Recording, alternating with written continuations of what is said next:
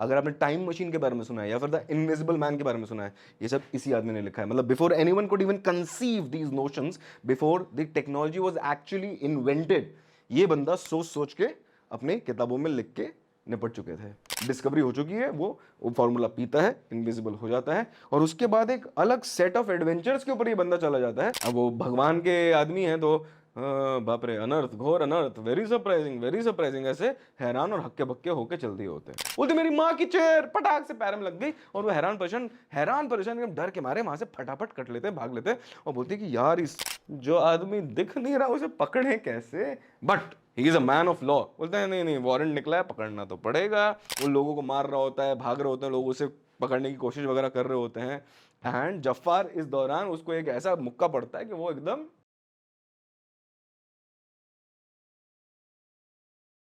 कुछ लोग होते हैं ना कि वो ऑथर तो होते हैं बट वो विजनरी होते हैं, वो फ्यूचर देख लेते हैं। यहाँ पे कोई कोटेशन वगैरह की जरूरत नहीं है भाई।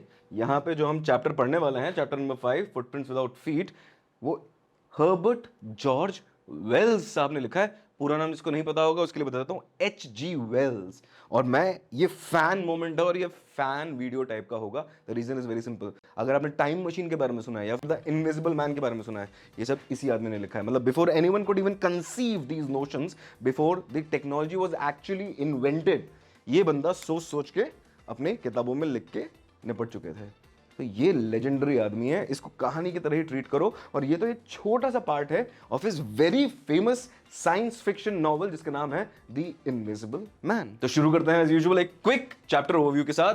हर्बर्ट जॉर्ज वेल्स, हर्बर्ट और जॉर्ज याद नहीं रहे तो H.G. वेल्स लिख देना, सबको पता होगा, और जिसको नहीं पता होगा उसे पता चल जाएगा। प्लॉट समरी, हम सबको इच्छा होती है कभी ना कभी कि कोई सुपर पावर वगैरह आ जाए। किसी को लगता है कि उड़ पाए, किसी को लगता है आंखों से लेजर वगैरह निकल आए, और कभी कभी लोगों को लगता है कि इनविजिबल वगैरह हो सके। इसमें ये आखिरी और जो सुपर पावर है ना, आ जाती है एक इंसान में। तो यहाँ पे ग्रिफिन नाम का एक साइंटिस्ट होता है जो बहुत समय से एक्सपेरिमेंट कर रहा होता है और एक फॉर्मूला वगैरह डेवलप करने की कोशिश कर रहा होता है जहां पर उसको इनविजिबिलिटी मिल सके। मतलब उसका पूरा बॉडी इनविजिबल हो सकता है like a glass, and strength वगैरह कुछ भी कॉम्प्रोमाइज नहीं हो रही है। एंड फाइनली वो इस चीज को अचीव कर लेता है। अब नॉवल काफी बड़ी है, क्यों? क्योंकि ये H.G. वेल्स की द इनविजिबल मैन नाम की एक बहुत खूबसूरत नॉवल का पार्ट है। और यहां पे हम लोग कहां से कहानी शुरू कर रहे हैं, जो फाइनली जो अपना ग्रिफिन है, साइंटिस्ट जो है आदमी, वो फाइनली वो फॉर्मूला क्रैक कर लेता है और वो गड़गड़ करके पी लेता है और इनविजिबल हो चुका होता है। No, the crux of the matter is the moral compass. Moral compass मतलब कि भैया इतनी अच्छी टेक्नोलॉजी या इतनी अच्छी डिस्कवरी इन्वेंशन के साथ किया जाए तो क्या किया जाए। बहुत अच्छे अच्छे एप्लीकेशंस हैं, ये बहुत बड़ी डिस्कवरी भी है, अगर मतलब एक्चुअली में भी होगी तो बहुत बड़ी डिस्कवरी है, पर ये बंदा अनफॉर्चुनेटली उसका गलत इस्तेमाल करता है। इसके बारे में ये कहानी है, तो जानते हैं होता क्या है। उसके पहले कैरेक्टर्स।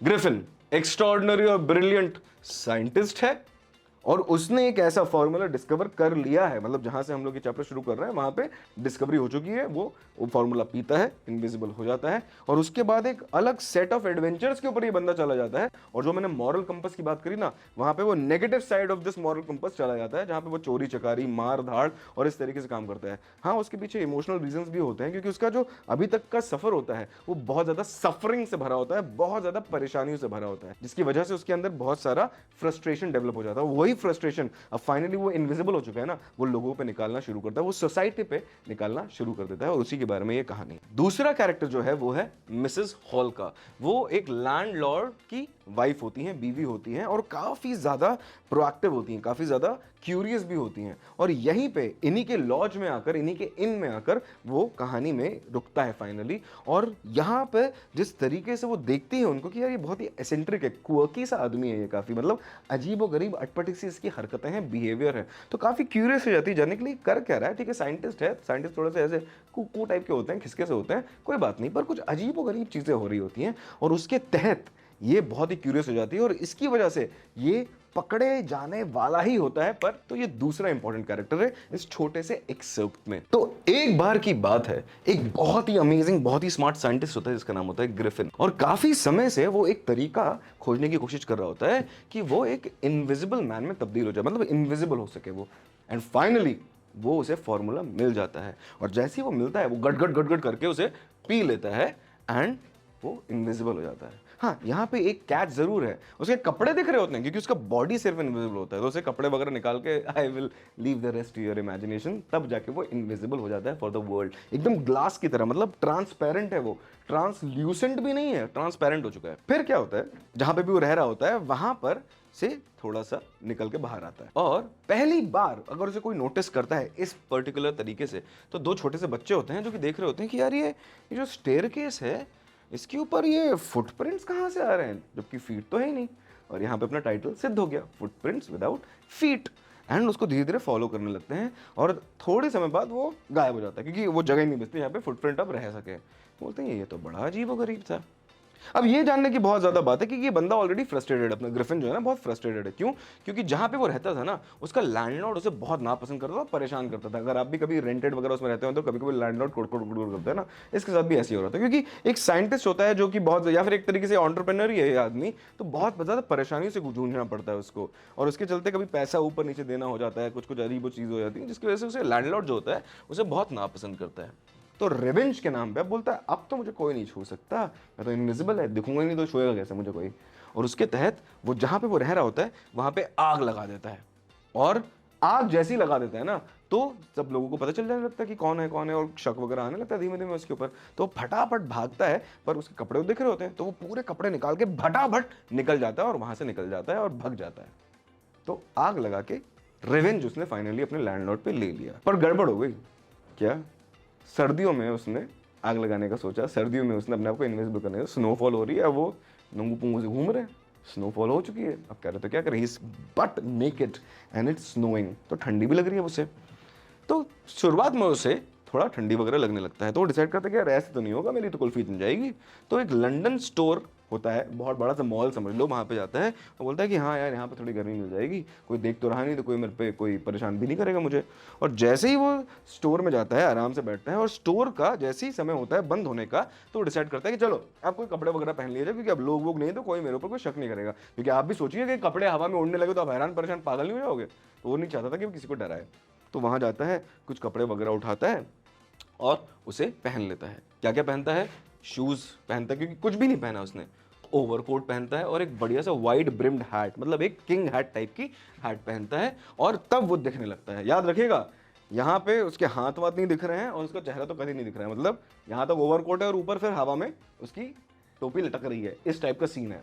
ऐसा ही किसी को कोई देख लो तो हम हैरान परेशान हो जाए। और फिर क्या होता है, भूख भी लग रही है, बहुत समय से कुछ खाया नहीं है, तो जाता है, वो एक मॉल है तो रेस्टोरेंट भी होता है, वहाँ पे जाता है और कोल्ड मीट कहीं पड़ा होता है वो खा लेता है, थोड़ी कॉफ़ी वगैरह पी लेता है, और फिर ग्रोसरी स्टोर भी जाता है, फिर कुछ और मीठा और ड्रिंक व्रिंक वाइन वाइन पी रहा होता है, एकदम चिल मार रहा होता है कि बहुत समय से कुछ खाया हुआ नहीं है। क्योंकि ये पूरे एक्सपेरिमेंटेशन वगैरह के दौरान ना उसका काफ़ी पैसा चला जाता है और वो ज़्यादा अच्छे से वेल ऑफ नहीं है, इज़ नॉट वेल्दी। तो ये सारी चीज़ें उसके लिए इन दैट मोमेंट लग्जरी होती है, उसको लगता है कि मैं डिजर्व करता हूँ, क्योंकि इतने समय से मैंने कुछ भी नहीं किया, सिर्फ अपने आप को अपने एक्सपेरिमेंट झोंके रखा, तो यार अभी तो मैं डिजर्व करता हूँ भैया, ज़रूरी है। तो सेलिब्रेट कर रहा होता है, और वहाँ पे जाके एक पाइल ऑफ क्विल्ट्स के ऊपर, मतलब गद्दे वद्दे होते हैं ना, उनके जो कवर्स होते हैं उनको क्विल्ट्स बोलते हैं, वहाँ जाके शांति से आराम से सो जाते हैं। थका रहा होता है। अगली सुबह होती है, और जैसे ही सुबह होती है वो देखता है कि भाई मॉल तो खुल चुका है, यहाँ पे तो लोग आ चुके हैं, और स्टोर असिस्टेंट्स वगैरह उसे देख लेते हैं कि ये क्या, ये क्या, ये तो अजीब तो है, पर मेरे स्टोर के कपड़े कैसे चुरा रहा है ये, और उसके पीछे पड़ जाते हैं। वो देखता है भाई यहाँ तो भागना पड़ेगा, ये तो हो ही नहीं सकता। तो फिर वो सारे कपड़े वगैरह निकालता है और फिर वो निकल जाता है चिलचिली सर्दी के अंदर बिना किसी कपड़ों के, बट नेकेड अगेन। और फिर से वो धीरे धीरे यहाँ वहाँ भटक रहा होता है, ही इज रोमिंग अराउंड, धीमे धीमे भटक रहा होता है अगेन, फिर से बिना क्लोथ्स के। और कब का महीना है भैया? जनवरी का महीना है, विंटर्स चल रहे हैं लंदन में, मतलब the winter is at its peak. तो वो दूसरी जगह जहाँ पे जाता है जहाँ से वो चोरी करेगा फिर से कपड़े वगैरह, और looking for some comfort and some warmth, तो एक थिएटर कंपनी में जाता है, ड्ररी लेन में। अब वहां जाके उसे पता होता है कि यार यहाँ पे वहां पे तो मेरे को फेस को कवर करने के लिए कुछ नहीं मिला था, बट थिएटर के अगर आप कभी काम किया होगा तो थिएटर में प्रॉप्स वगैरह बहुत सारे होते हैं, मास्क वगैरह भी होते हैं, और बहुत सारी अजीब और गरीब चीज़ें मिल जाती है अपार्ट फ्रॉम क्लोथ्स। तो बोलते हैं कपड़े तो मिल जाएंगे, साथ ही साथ मेरे फेस को कवर करने के लिए भी कुछ मिल जाएगा, बिकॉज अगर मेरे को पब्लिक में चलना है, वो भी keeping myself safe from the winter, then मेरे को अपने फेस को भी कुछ ना कुछ करना ही पड़ेगा। तो theatre company was the perfect place according to him. वहां जाता है, फिर से उसे कुछ कपड़े वगैरह मिलते हैं, और सबसे इंपॉर्टेंट उसे बैंडेजेस मिल जाती हैं। तो ममीज आपने देखी होंगी बैंडेजेस में रैप्ड होती हैं, तो उस तरीके से वो अपने पूरे चेहरे को बैंडेजेस में रैप कर लेता है। डार्क ग्लासेस पहन लेता है ताकि आंखों की जगह पे भी दो ऐसे हॉलो गड्ढे ना दिखें।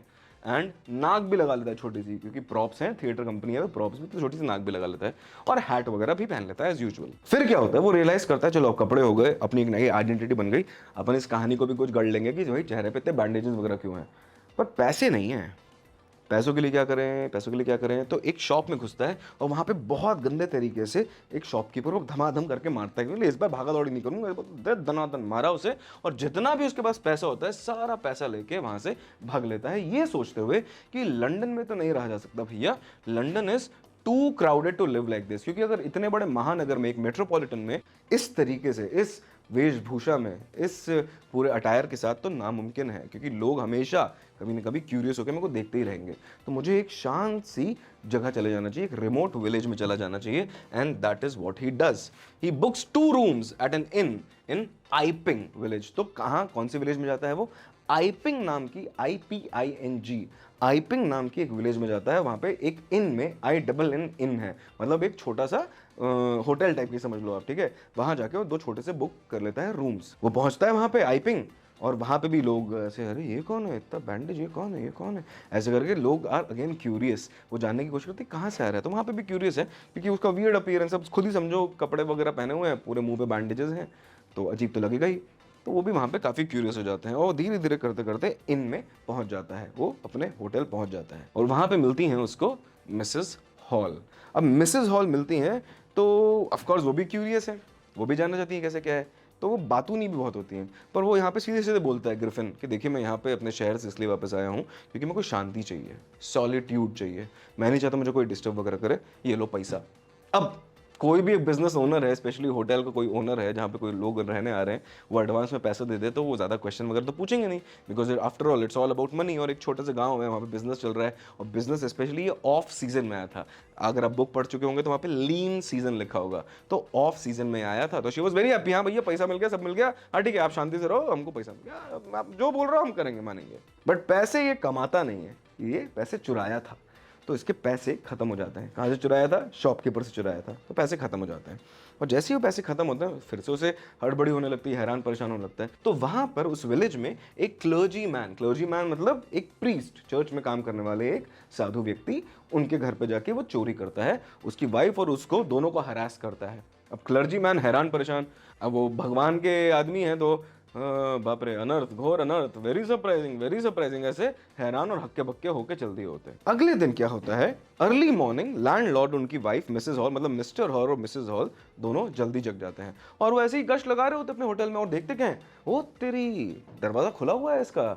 और यूजुअली साइंटिस्ट अपने दरवाजे को बंद करके रखते हैं, एकदम टाइटली लॉक करके रखता है, क्योंकि उसको बिल्कुल पसंद नहीं है कि कोई उसके रूम में आए, तो गुस्सा वगैरह हो जाता है। तो बोलती है यार ये अच्छा मौका है जानने के बारे में इसको, क्योंकि of course she is a curious lady. तो अंदर घुस जाते हैं चुपचाप, चोरी छुपे, और क्या देखते हैं कि अच्छा, the bed is unmade but the sheet are cold. मतलब बिस्तर में वो सोया है, वो बिस्तर पूरा ऐसा लग रहा है कि सोया है कोई इंसान, पर गर्म नहीं है, मतलब ठंडा हो चुका है। तो उससे समझ में आता है कि काफ़ी समय हो चुका है इसको उठे हुए। और क्या देखती है, उसके कपड़े वगैरह भी वहाँ पे बिखरे हुए हैं, और बैंडेजेस भी उसकी वहीं पर हैं। फॉर द फर्स्ट टाइम वो बंदा बिना बैंडेजेस के कहीं घूम रहा है, ऐसा उन दोनों को, हस्बैंड वाइफ को लगता है। और बोलते हैं कि यार ये क्या हो रहा है, और इन्वेस्टिगेशन कर रहे हो तुमने आउट ऑफ क्यूरियोसिटी। और तभी अचानक से उसे लगता है उसके कान के पास कोई छोटी सी आवाज हुई, थोड़ा सा ऐसा लगा किसी ने सांस ली।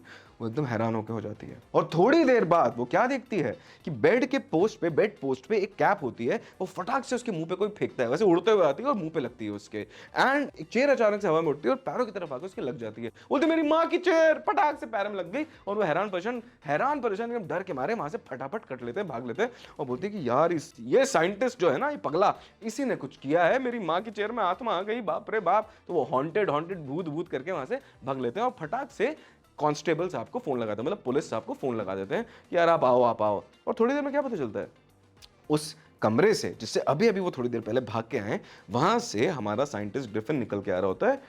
आप, और वो पूछता है कि ये मेरे लॉक्ड रूम में आप ऐसे कैसे, क्या? वो बोलते हैं 1 मिनट रुक जाओ, तुम मुझे ये बताओ कि ये चेयर, ये फर्नीचर का क्या हो रहा है, ये सब क्या हवाबाजी हो रही है, क्या चल रहा है ये? अब तुम्हें बताना पड़ेगा, ऐसे नहीं चलेगा। और अभी तक पुलिस वाला आया नहीं, पर वो आ ही रहा होता है, he is on his way. अब ये आता है गुस्से में, क्योंकि we already know by this point of time कि Griffin is short tempered.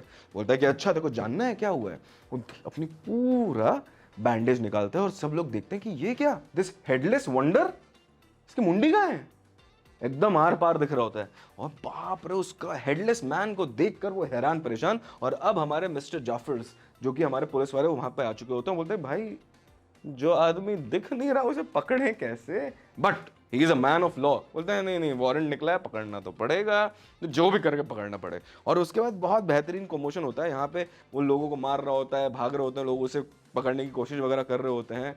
And जफ्फार इस दौरान उसको एक ऐसा मुक्का पड़ता है कि वो एकदम नील बटे सन्नाटा, घुसंड पड़ती है, वो गिर जाता है वहां पे, ही इज आउट कोल्ड। और ऐसे ही करते करते फाइनली जैसे तैसे ग्रिफिन वहां से पूरे अपने कपड़े निकाल के वहां से भी 9-2-11 हो जाता है, भाग लेता है और बाकी लोगों को छोड़ देता है वंडर करने के लिए ये था कौन और ये गया कहाँ, कि अभी भी यही है कि वो निकल चुका है।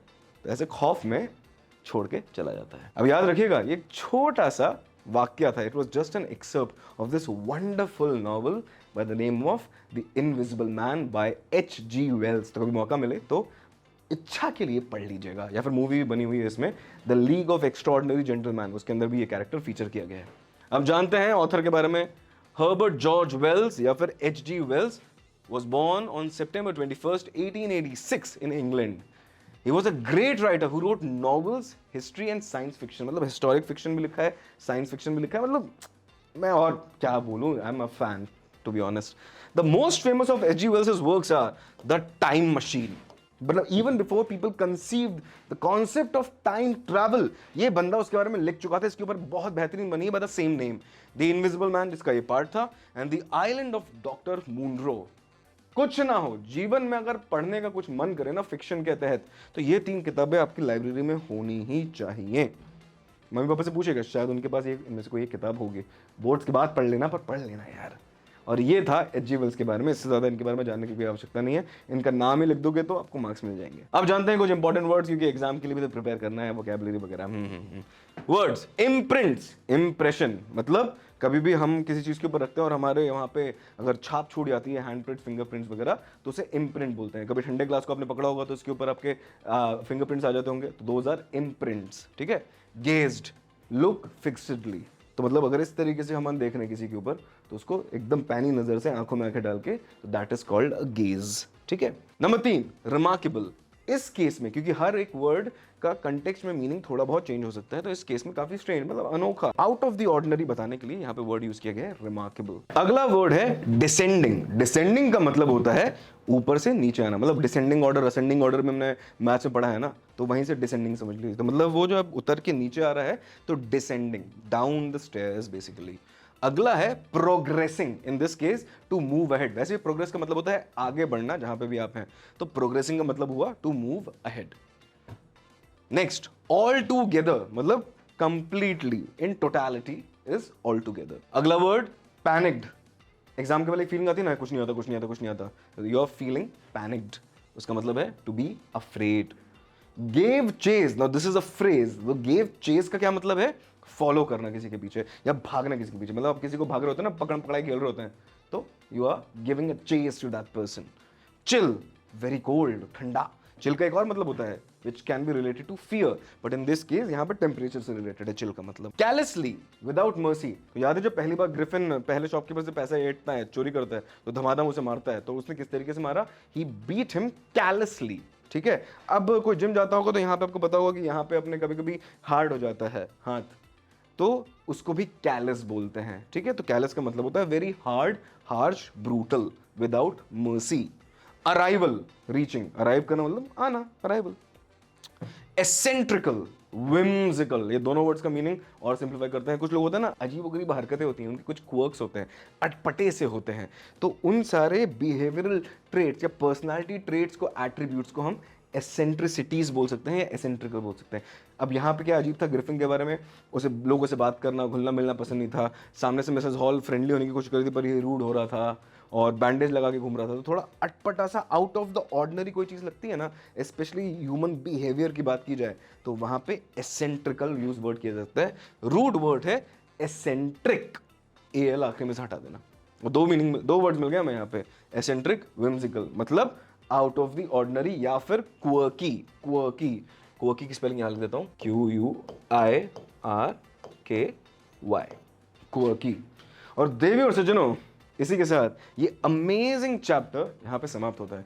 बाकी सब तो आप जानते ही हैं, कमेंट सेक्शन आपका है, तो प्लीज़ मेक श्योर कि कमेंट्स में आप बताएं कि ये चैप्टर कैसा लग रहा है, ये सीरीज़ जो हम लोग आपके लिए रोल आउट कर रहे हैं वो कैसे लग रहे हैं। आपने बोला था डिटेल में जाना, तो थोड़ी और डिटेल में जाने की कोशिश की जा रही है। Let me know is it fine or not, and please please, English language एक ऐसी लैंग्वेज है जो कि आपके प्रोफेशनल वर्ल्ड में बहुत हेल्प करेगी।